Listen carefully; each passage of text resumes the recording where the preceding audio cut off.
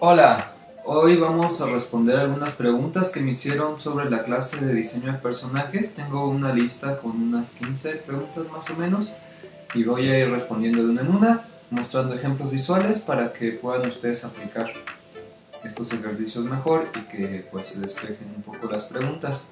Si se necesita una clase más sobre este mismo tema, podemos seguirlo trabajando para que queden bien todos los personajes que están haciendo para sus cómics. La primera pregunta que tengo dice, ¿qué técnica de acuarela es más conveniente para dar color a nuestros personajes? Ok, si te refieres específicamente a la acuarela, usa un proceso de dibujo que se pueda reproducir fácilmente. O sea, trata de no usar muchas aguadas, trata de ser directa, de hacer formas concretas, por lo tanto una técnica de húmedo sobre seco o de seco sobre seco te va a ayudar mucho y tratar de huir de los húmedos sobre húmedos. Eh, Puedes observar a Egon Schiele como guía, puedes observar a Studio Ghibli como guía, son dos como corrientes de trabajo bien diferentes, pero que creo que pueden funcionar para diseño de personajes. Eh, o a este cuate Nicolás Nemiri. Nicolás Nemiri es buenísimo también para hacer personajes y usa acuarela en una técnica que es expresiva, pero al mismo tiempo es seca. Muy bueno. Si te refieres a la técnica en general del arte, o sea, qué técnica, y una de ellas puede ser la acuarela, creo que necesitas ya una respuesta mucho más alargada en donde explicamos historia del arte, teoría, qué significa dibujar con cuál técnica y tal, que pues este video se alargaría 1 hora, por lo tanto no lo haré, pero eso solo significa o solo quiero decir que cada técnica tiene cierto periodo histórico, geográfico y cierta concepción del mundo y por lo tanto se realiza así.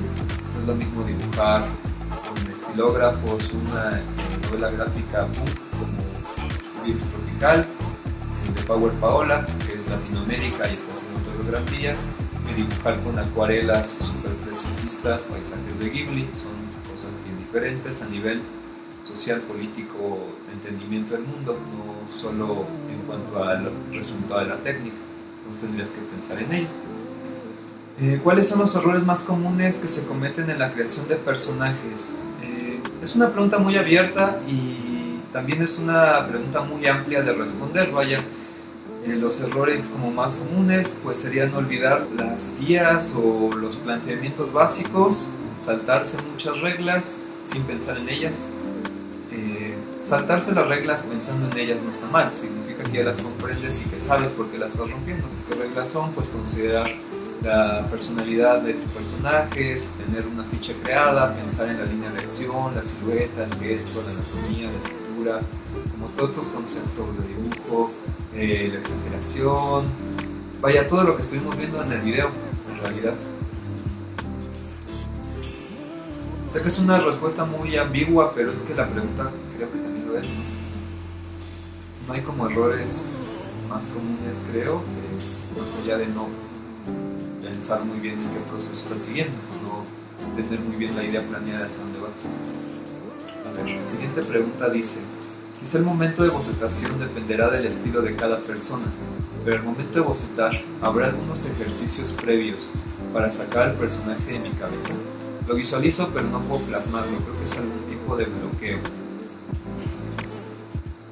Lo que vas a hacer es hacer estudios, o sea, copias de de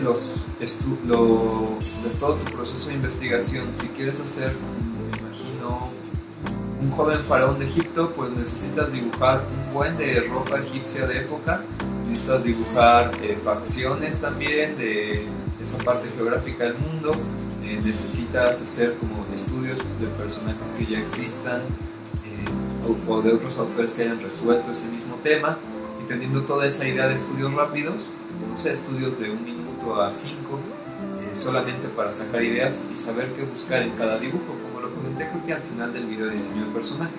En uno voy a buscar específicamente cómo es el tocado faraónico, en otro voy a buscar exactamente cómo es la parte del peto, en otro voy a buscar cómo son los rasgos faciales específicos de Egipto, cosas así.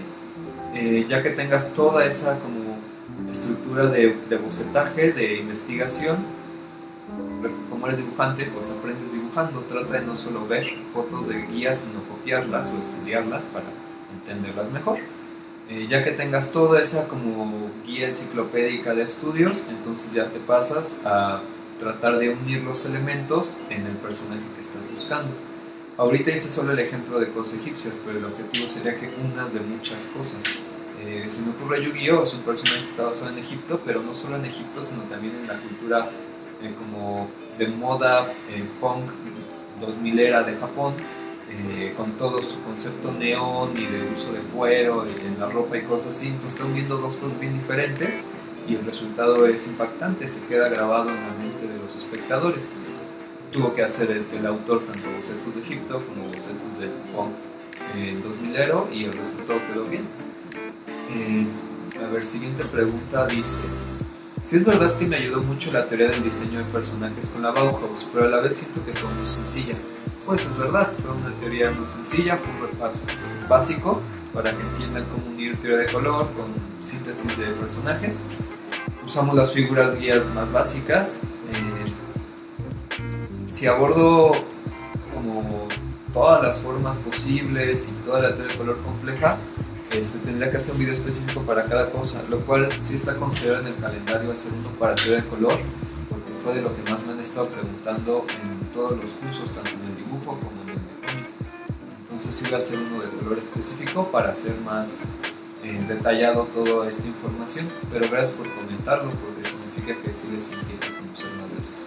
Y luego dices: ¿en qué momento sé que mi personaje es real? ¿O cómo puede llegar a tener un potencial en mi historia? ¿Cómo lo hago inolvidable? ¿Cómo me adueño de él y yo mismo no lo olvido? ¿Ok? Considera que tu personaje es real si es uno de los aspectos más importantes a la hora de pensar en el diseño. ¿Cómo sabes cuando es real? ¿Cómo sabes que sí tiene potencial o no? Y lo último, que es lo que me salta más, ¿cómo te adueñas de él y haces tú mismo que no lo olvides? Pues vas a pensar en personajes que tengan un enlace con tu vida. Trata de hacer personajes como equilibrados, 50-50, mitad real y mitad fantástico. Sí es importante también hacer personajes que sean muy fantásticos o que tengan un nexo metafísico con su existencia, para que sea más interesante de contar al espectador. Esto no significa que tu personaje vea fantasmas, ¿verdad? Puse el libro de Virus Tropical de guía porque se me hace muy bueno su estudio de personajes. La autora es una autobiografía, entonces la autora siempre se está dibujando a sí misma y a su familia, pero esta idea de los dibujos está haciendo una exageración al describir a cada personaje. Son reales, están enlazados con su vida directamente, pero a la hora de dibujarlos se exagera ciertas manías, rasgos, tradiciones, personalidades, y eso los vuelve muy interesantes. O sea, son mitad reales o mitad basados en la realidad y mitad basados en la exageración o en el enlace metafísico. ¿Cómo sabes si tiene potencial tu personaje para una historia? Trata de que sea acorde al tiempo en el que vives. Piensa qué preocupaciones hay a nivel social, qué nos incomoda o qué nos preocupa actualmente a la mayoría de personas. Si a ti te preocupa mucho el cuidado animal y qué va a pasar con los pobres perritos del mundo, pues trata de que tu personaje trabaje desde ahí. Eso va a lograr un enlace con las personas. Si tú solamente inventas un personaje tratando de agradar a todos y guiarte por clichés o por otros personajes ya creados, no vas a llegar a algo tan interesante como si te basas en preocupaciones o en inquietudes sociales y trata de responder a ello. ¿Cómo hacer un personaje que hable sobre la violencia de género en Ciudad de México? ¿Cómo hacer un personaje que hable sobre las condiciones de trabajo que tienen los repartidores actuales en esta pandemia? ¿Cómo hablar sobre los desplazados migrantes? ¿Cómo hacer un personaje que funcione desde ahí? Eso lo va a hacer muy interesante.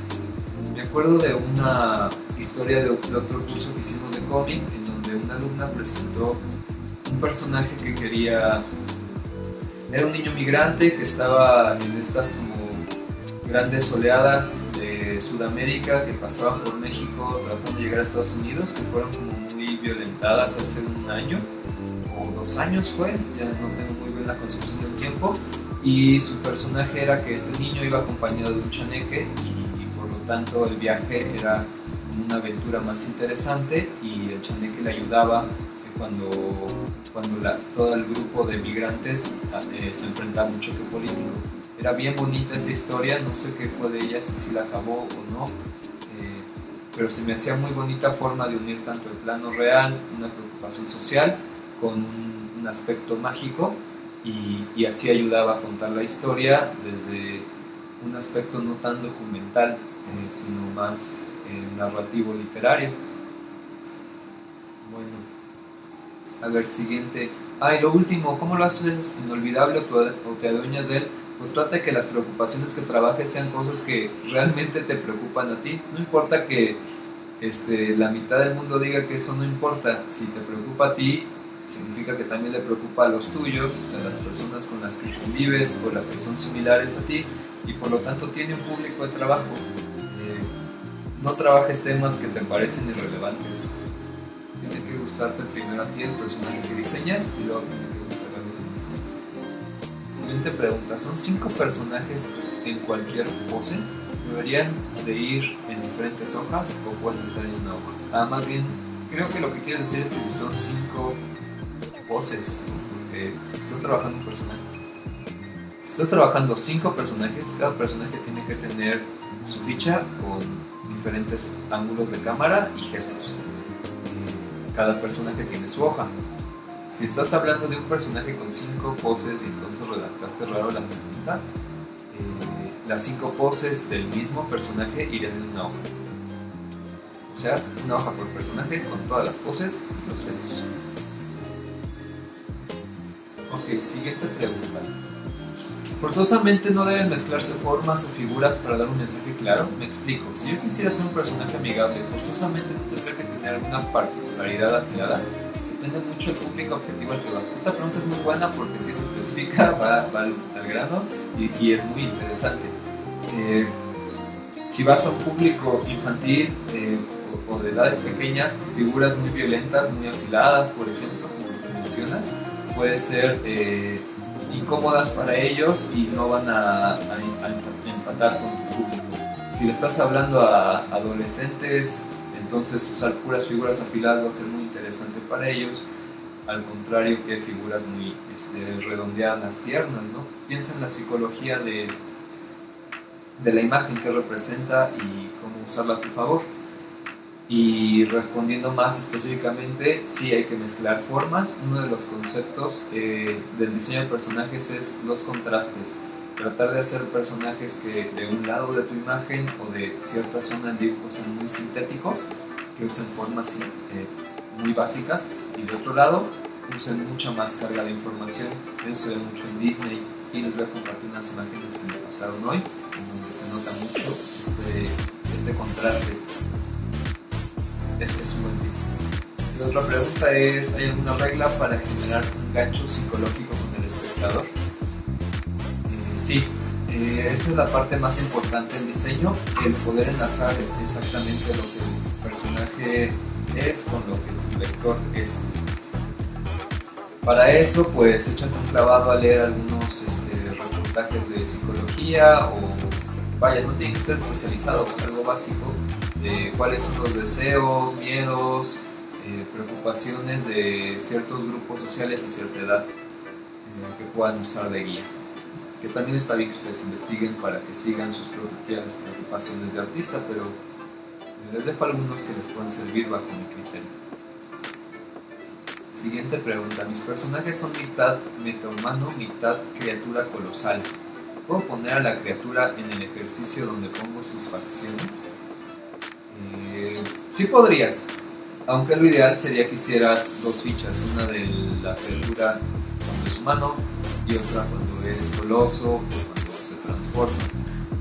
Ejemplos que todos conocen, si hiciéramos una ficha de Dr. Jekyll y Mr. Hyde, necesitaríamos una de Dr. Jekyll y otra de Mr. Hyde. No pueden estar ambos en la misma hoja porque al final son personajes totalmente distintos. O Goku. Goku va a ser una ficha y cuando se transforma en lobo mono gigante va a ser otra ficha. ¿Cómo saber qué técnica es la correcta si deseo hacer personajes de terror?